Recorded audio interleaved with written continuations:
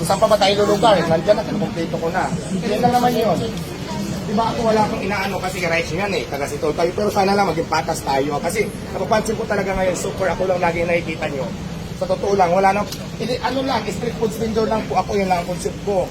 Ang hirap din mag-provide ng puhunan.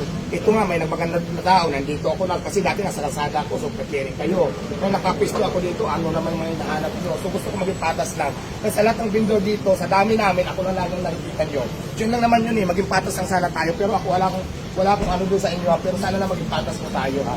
Kasi ako nagpag-comply na ako pag sinabi ko buwan ganito, ito na ganito. Yun lang naman. Yun lang naman.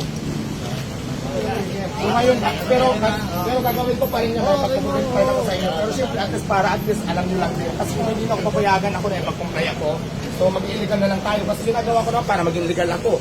Lahat ng papel nyo, pupunta naman ako doon, pag-coordinate naman ako, bakit may closure order pa rin? So diba?